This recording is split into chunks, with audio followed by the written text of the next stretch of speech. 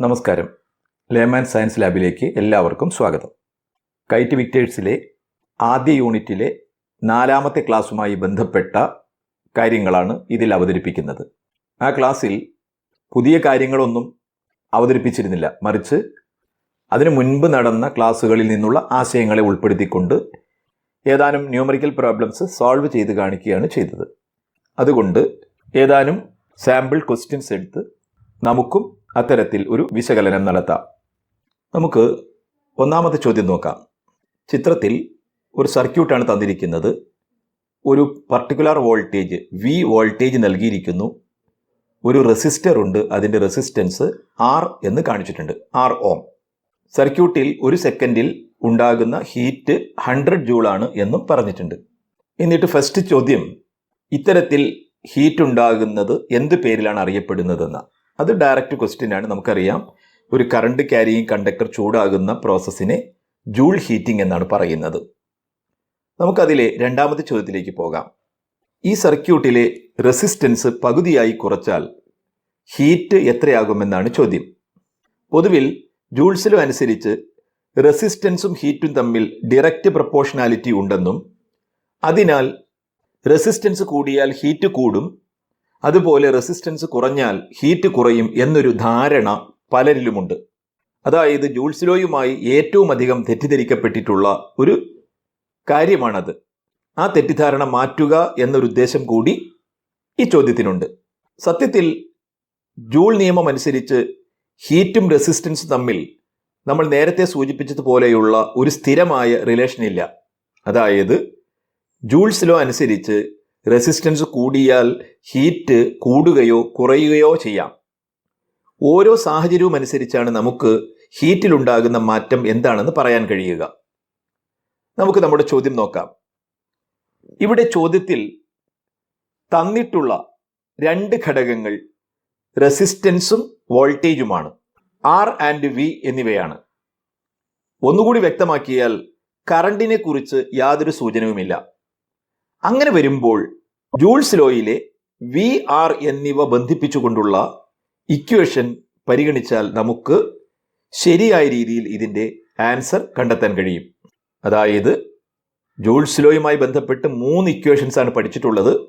ഇവിടെ കറണ്ടിനെ കുറിച്ച് സൂചനയില്ലാത്തതിനാൽ current I എന്ന ഫാക്ടർ ഇല്ലാത്ത റിലേഷൻ എടുത്താണ് ഈ ചോദ്യത്തിൻ്റെ ഉത്തരം കണ്ടെത്താൻ ശ്രമിക്കേണ്ടത്. അപ്പോൾ നമുക്കിവിടെ ഏറ്റവും അനുയോജ്യമായ റിലേഷൻ H = V²T/R ആയിരിക്കും. എന്താണ് ഈ റിലേഷൻ പറയുന്നത്? ഹീറ്റ് വോൾട്ടേജിന് ഡയറക്റ്റ് പ്രൊപ്പോർഷണലും റെസിസ്റ്റൻസിന് ഇൻവേഴ്സ് പ്രൊപ്പോർഷണലുമാണെന്നാണ്. ഹീറ്റും വോൾട്ടേജും നേരനുപാതത്തിലാണ്. വോൾട്ടേജ് കൂടിയാൽ ഹീറ്റ് കൂടും, റെസിസ്റ്റൻസ് കൂടിയാൽ ഹീറ്റ് കുറയും. നിലവിൽ സർക്യൂട്ടിലെ വോൾട്ടേജ് V ആണെന്നും റെസിസ്റ്റൻസ് R ആണെന്ന് പറഞ്ഞിട്ടുണ്ട്. അതിനുശേഷം എന്തിലാണ് ഇവിടെ മാറ്റം വരുത്തിയത്? അതെ, റെസിസ്റ്റൻസിൽ മാത്രമാണ് മാറ്റം വരുത്തിയത്. അത് പകുതിയായി കുറച്ചു എന്ന് പറയുന്നുണ്ട്. എന്നാൽ വോൾട്ടേജ് 2 സന്ദർഭത്തിലും ഒന്ന് തന്നെയായിരുന്നു. അപ്പോൾ നമുക്ക് ഈ ചോദ്യത്തിന് ഉത്തരം നൽകാൻ ഹീറ്റും റെസിസ്റ്റൻസും തമ്മിലുള്ള ബന്ധം നോക്കിയാൽ മതിയല്ലോ. എന്താണ് റിലേഷൻ പറയുന്നത്? ഹീറ്റും റെസിസ്റ്റൻസും ഇൻവേഴ്സ് പ്രൊപ്പോർഷനിലാണെന്ന. അപ്പോൾ ഇവിടെ റെസിസ്റ്റൻസ് ആദ്യം R ആയിരുന്നു, ഇപ്പോൾ ഹാവ്ഡ് ആയിട്ടുണ്ട്, R/2 ആയിട്ടുണ്ട്. സ്വാഭാവികമായും ഹീറ്റ് കൂടിയിട്ടുണ്ടാകും. H ഉം R ഉം തമ്മിൽ വിപരീതാനുപാതമായതിനാൽ, ഇൻവേഴ്സ് പ്രൊപ്പോർഷനിലായതിനാൽ റെസിസ്റ്റൻസിൽ കുറവ് സംഭവിച്ചപ്പോൾ അതിനനുസരിച്ച് ഹീറ്റിൽ വർധനവ് ഉണ്ടായിട്ടുണ്ടാകും. അപ്പോൾ ഹീറ്റ് കൂടുമെന്ന കാര്യം ഉറപ്പായി. ഇനി എത്രയായി കൂടുമെന്ന് മാത്രം പറഞ്ഞാൽ മതിയാകും. അത് ലളിതമാണ്. റെസിസ്റ്റൻസ് പകുതിയായാണ് കുറഞ്ഞത്. അപ്പോൾ ഇൻവേഴ്സ് പ്രൊപ്പോർഷനിൽ ആയതുകൊണ്ട് സ്വാഭാവികമായി ഹീറ്റ് 2 ഇരട്ടിയായിട്ടുണ്ടാകും. റെസിസ്റ്റൻസ് 1/3 ആയാൽ 1/3 ആയാൽ ഹീറ്റ് 3 ടൈംസ് ആകും. റെസിസ്റ്റൻസ് 1/5 ആയി കുറഞ്ഞാൽ ഹീറ്റ് 5 ടൈംസ് ആകും. അപ്പോൾ ഒന്നുകൂടി പറയുന്നു, ഇവിടെ റെസിസ്റ്റൻസ് ഹാവ്ഡ് ആയിട്ടുണ്ട്, 1/2 ആയിട്ടുണ്ട്. സ്വാഭാവികമായും ഹീറ്റ് ട്വൈസ് ആയി വർദ്ധിച്ചിട്ടുണ്ടാകും. തുടക്കത്തിൽ സർക്യൂട്ടിൽ 100 ജൂൾ ഹീറ്റാണ് ഒരു സെക്കൻഡിൽ റിലീസ് ചെയ്തതെന്ന് പറഞ്ഞിട്ടുണ്ട്. തീർച്ചയായും അപ്പോൾ ഇപ്പോൾ മാറ്റം വരുത്തിയതിന് ശേഷം സർക്യൂട്ടിൽ ഓരോ സെക്കൻഡിലും ഉണ്ടാകുന്ന ഹീറ്റ് 200 ജൂളായി മാറിയിട്ടുണ്ടാകും. അപ്പോൾ ഒരു കാര്യം ഒരിക്കൽ കൂടി പറയുന്നു, എന്തുകൊണ്ട് H=I²RT എന്ന ഫോർമുല ഇവിടെ ഉപയോഗിച്ചില്ല എന്ന്. അത് ഉപയോഗിച്ചാൽ ഇതിൻ്റെ ഉത്തരം കിട്ടാതിരിക്കുകയൊന്നുമില്ല. പക്ഷേ നമ്മൾ ഇപ്പോൾ ഉപയോഗിച്ച V²T/R എന്ന ഇക്വേഷൻ ഉപയോഗിക്കുന്നത് പോലെ അത്ര എളുപ്പമായിരിക്കില്ല എന്ന് മാത്രമേ ഉള്ളൂ. കാരണം ഇവിടെ സർക്യൂട്ടിൽ റെസിസ്റ്റൻസ് പകുതിയാക്കുമ്പോൾ സർക്യൂട്ടിലെ കറണ്ട് മാറിയിട്ടുണ്ടാകും. അപ്പോൾ റെസിസ്റ്റൻസിന്റെ മാറ്റവും കറണ്ടിലുണ്ടാകുന്ന മാറ്റവും കൂടി പരിഗണിച്ചു മാത്രമേ ഈ ഇക്വേഷൻ അനുസരിച്ച് നമുക്ക് ഉത്തരം നൽകാൻ കഴിയൂ. എന്നാൽ V²T/R ആണ് ഉപയോഗിക്കുന്നതെങ്കിൽ കറണ്ടിനുണ്ടാകുന്ന ചേഞ്ച് ഇവിടെ നമുക്ക് കണക്കിലെടുക്കേണ്ടി വരില്ല. അപ്പോൾ നമുക്ക് വളരെ എളുപ്പത്തിൽ അത് കണ്ടെത്താൻ കഴിയും. ഇനി ഇതിലെ സീത്ത് ക്വസ്റ്റ്യൻ എന്താണെന്ന് നോക്കൂ. വോൾട്ടേജ് പകുതിയാക്കിയാൽ ഹീറ്റിനെ അതെങ്ങനെ സ്വാധീനിക്കും, അല്ലെങ്കിൽ എത്രയായി മാറും എന്നതാണ് ചോദ്യം. ഇതേ ഇക്വേഷൻ വെച്ച് തന്നെ നമുക്ക് പറയാൻ പറ്റും. എന്താണ് ഹീറ്റും വോൾട്ടേജും തമ്മിലുള്ള relation? Heat directly proportional to square of the voltage എന്ന് വ്യക്തമാണ്. അപ്പോൾ തീർച്ചയായും വോൾട്ടേജ് കൂടിയാൽ ഹീറ്റ് കൂടും, വോൾട്ടേജ് കുറഞ്ഞാൽ ഹീറ്റ് കുറയും. അപ്പോൾ ഇവിടെ വോൾട്ടേജ് കുറയുകയാണ് ചെയ്തിരിക്കുന്നത്. അപ്പോൾ തീർച്ചയായും സർക്യൂട്ടിലെ ഹീറ്റ് കുറഞ്ഞിട്ടുണ്ടാകും എന്ന് ഉറപ്പാണ്. ഇനി നമുക്ക് എന്ത് കണ്ടെത്തണം? എത്രയായി കുറഞ്ഞിട്ടുണ്ടാകും എന്നതാണ്. നിലവിൽ 100 ജൂൾ ഉണ്ട്, അത് എത്രയായി കുറഞ്ഞിട്ടുണ്ടാകുമെന്നാണ്.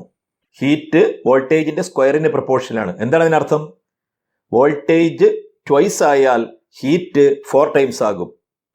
വോൾട്ടേജ് 1/2 ആയാൽ ഹീറ്റ് 1/4 ആയി കുറയും.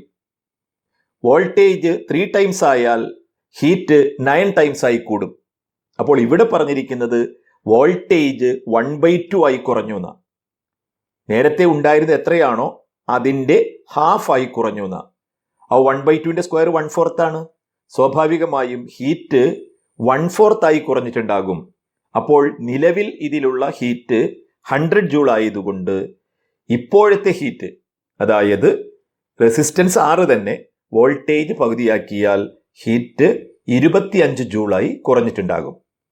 ഇനി രണ്ടാമത്തെ ചോദ്യം നോക്കൂ. 2 സർക്യൂട്ടുകളാണ് തന്നിരിക്കുന്നത്. രണ്ടിലും ഒരേ വോൾട്ടതയാണ് നൽകിയിട്ടുള്ളത്. എന്നാൽ റെസിസ്റ്റൻസിൽ മാറ്റമുണ്ട്. ഒന്നിൽ കോപ്പർ വയറും മറ്റൊന്നിൽ നിക്രോം വയറുമാണ്. രണ്ടിൻ്റെയും ലെങ്ത്തും തിക്നെസ്സും ഈക്വൽ ആണെന്ന് പറഞ്ഞിട്ടുണ്ട്. അതിൽ നിന്ന് കാര്യം വ്യക്തമാണ്. നിക്രോമിന് റെസിസ്റ്റിവിറ്റി കൂടുതലുള്ളത് കൊണ്ട് ഇവിടെ രണ്ടാമത്തെ സർക്യൂട്ടിൽ റെസിസ്റ്റൻസ് കൂടുതലായിരിക്കും. അപ്പോൾ നമുക്ക് ഈ ചോദ്യത്തെ ഇങ്ങനെ വ്യാഖ്യാനിക്കാം. വ്യത്യസ്ത റെസിസ്റ്ററുകളെ ഒരേ വോൾട്ടത നൽകി സർക്യൂട്ടിൽ ക്രമീകരിച്ചിരിക്കുന്നു. ഒന്നാമത്തെ സർക്യൂട്ടിൽ റെസിസ്റ്റൻസ് സ്മോൾ ആണ്, രണ്ടാമത്തെ സർക്യൂട്ടിൽ റെസിസ്റ്റൻസ് കുറച്ച് കൂടുതലുണ്ട്. ഒന്നാമത്തെ ക്വസ്റ്റ്യൻ നോക്കൂ. Identify the circuit having more current. ഇതിൽ ഏത് സർക്യൂട്ടിലാണ് കറണ്ട് കൂടുതൽ എന്നാണ് ചോദ്യം. അവിടെ യാതൊരു സംശയത്തിനും വകയില്ല. റെസിസ്റ്റൻസ് കൂടുമ്പോൾ കറണ്ട് കുറയും, റെസിസ്റ്റൻസ് കുറഞ്ഞാൽ കറണ്ട് കൂടും.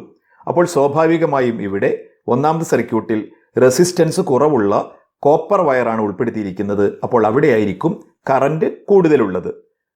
ഓംസ് ലോ അനുസരിച്ച് നമുക്കത് പറയാവുന്നതാണ്. ഇനി രണ്ടാമത്തെ ചോദ്യം നോക്കൂ. Find out the wire in which more heat is generated.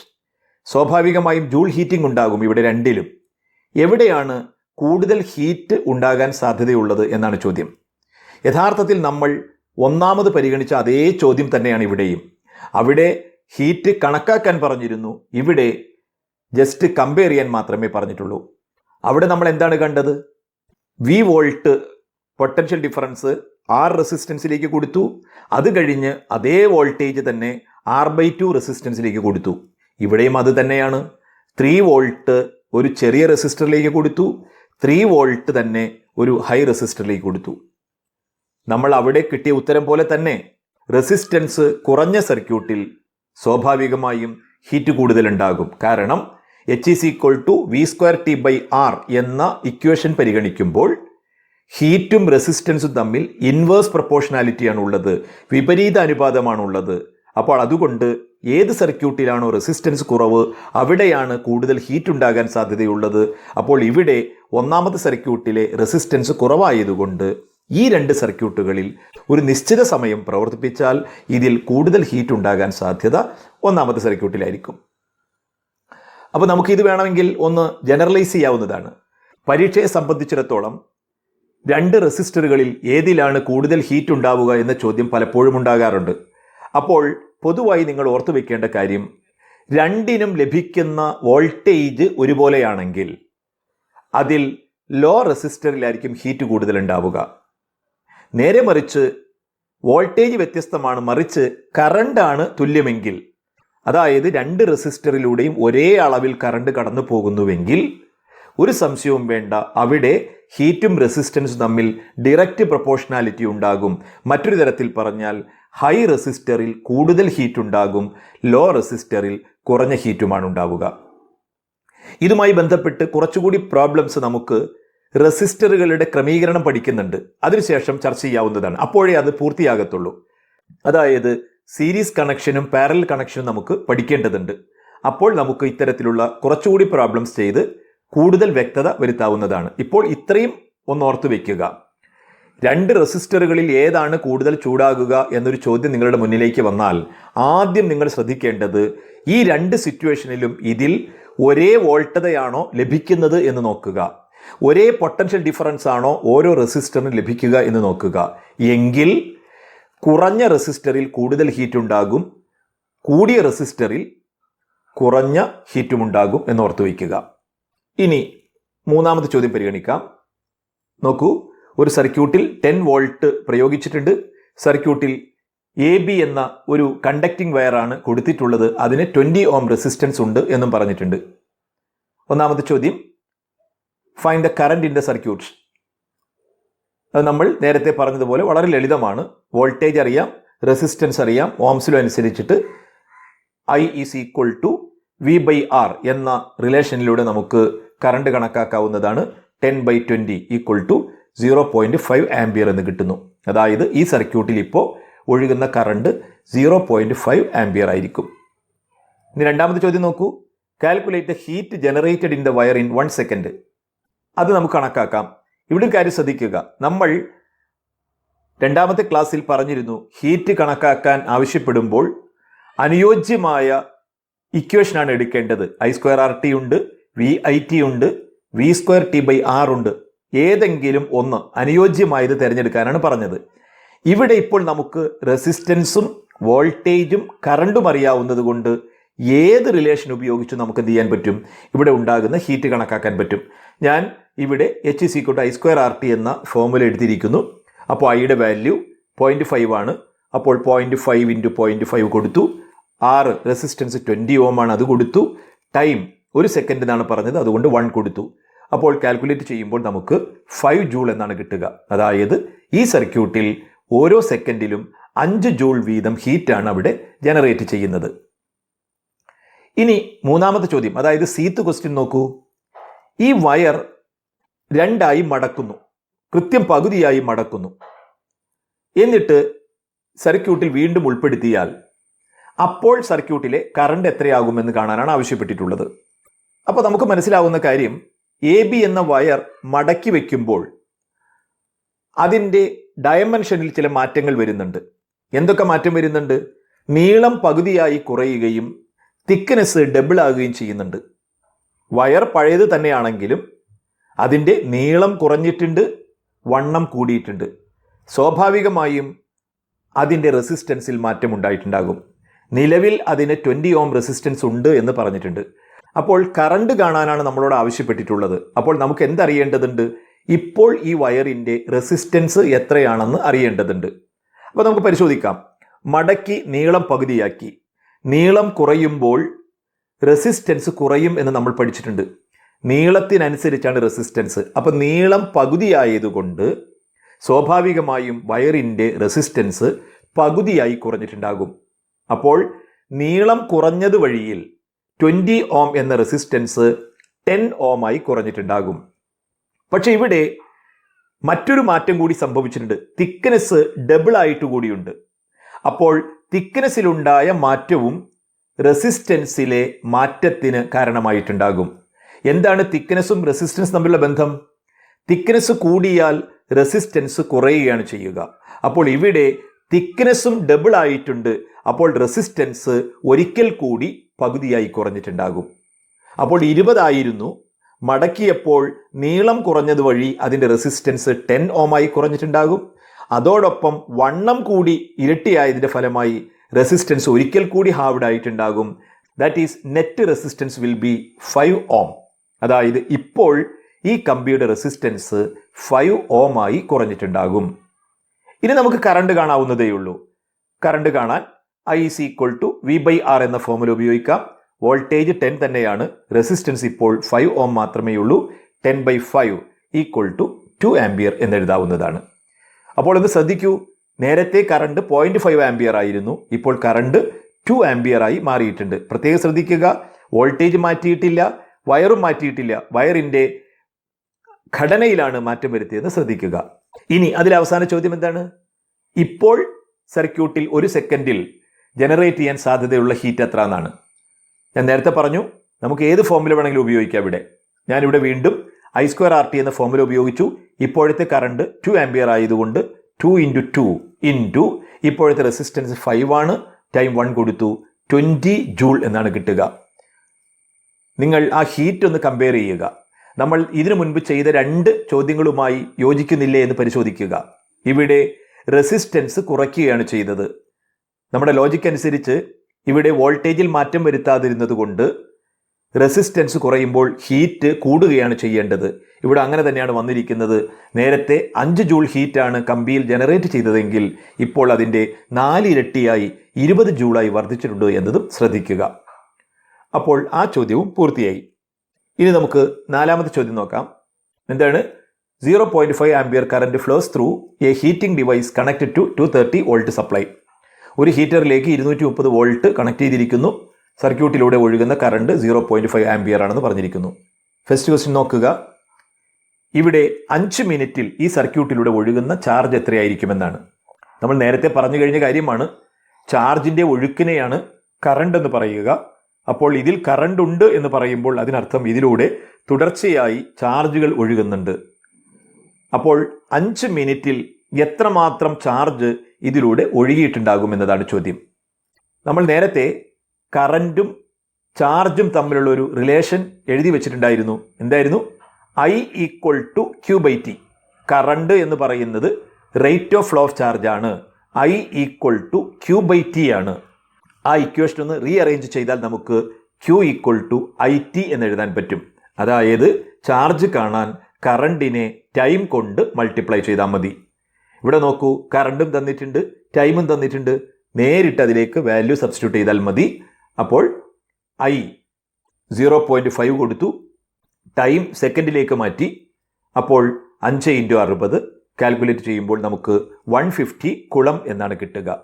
അതായത് ഈ ഉപകരണം 5 മിനിറ്റ് നേരം ഓപ്പറേറ്റ് ചെയ്താൽ അതിലൂടെ കടന്നു പോകുന്നത് 150 കുളം ചാർജ് ആയിരിക്കും. ഇനി 2ാമത്തെ ചോദ്യം എന്താണ്? ഈ ഡിവൈസിൻ്റെ റെസിസ്റ്റൻസ് എത്രയെന്നാ? ഓംസിലോ ഉപയോഗിച്ചാൽ മതി. R = V/I ആണെന്ന് നമുക്കറിയാം. 230/0.5 ഡിവൈഡ് ചെയ്യുമ്പോൾ നമുക്ക് 460 ഓം എന്ന് കിട്ടും. ഇനി 3ാമത്തെ ചോദ്യം ഇതിനു മുൻപ് ചോദിച്ച അതേ ചോദ്യം തന്നെയാണ്. ഇതിൽ 5 മിനിറ്റ് സമയം കൊണ്ട് ജനറേറ്റ് ചെയ്യുന്ന ഹീറ്റ് എത്ര എന്നാണ് ചോദിച്ചിട്ടുള്ളത്. ഇവിടെ ശ്രദ്ധിക്കുക, നമുക്ക് വോൾട്ടേജ് അറിയാം, കറണ്ട് അറിയാം, റെസിസ്റ്റൻസ് അറിയാം. നേരത്തെ പറഞ്ഞതുപോലെ ഏത് ഇക്വേഷൻ ഉപയോഗിച്ച് നമുക്കിവിടെ ഹീറ്റ് കണക്കാക്കാൻ പറ്റും. ഞാനിവിടെ VIT എന്ന ഫോർമുലയാണ് ഉപയോഗിച്ചിട്ടുള്ളത്. V 230 ആണ്, കറണ്ട് 0.5 ആണ്, ടൈം സെക്കൻഡിലേക്ക് മാറ്റി എഴുതണം നമുക്കറിയാം, അതുകൊണ്ട് 300 കൊടുത്തു. അപ്പോൾ നമുക്ക് 34,500 ജൂൾ എന്നാണ് കിട്ടുക. ഞാൻ ഈ ചാപ്റ്റർ തുടങ്ങിയപ്പോൾ തന്നെ പറഞ്ഞിരുന്നു, ന്യൂമറിക്കൽ പ്രോബ്ലംസ് ചോദിക്കാൻ സാധ്യതയുള്ള യൂണിറ്റുകളിൽ ഒന്നാണിത്. അപ്പോൾ അതുകൊണ്ട് ഇത്തരത്തിലുള്ള പ്രോബ്ലംസ് നമുക്ക് പരീക്ഷയ്ക്ക് പ്രതീക്ഷിക്കേണ്ടതുണ്ട്. കൂടുതൽ പ്രോബ്ലംസ് കണ്ടെത്തി പരിശീലിക്കേണ്ടതുണ്ട്. നമുക്ക് തുടർന്നുള്ള ക്ലാസ്സുകളിലും ഇതുപോലുള്ള പ്രോബ്ലംസ് തുടരാം. അതുവഴി ക്ലാസ് പൂർത്തിയാകുമ്പോഴേക്കും നമുക്ക് പൂർണ്ണമായ ശുഭാപ്തി വിശ്വാസം നേടാൻ കഴിയും. ഇന്നത്തെ ക്ലാസ് നിർത്തുന്നു. നന്ദി, നമസ്കാരം.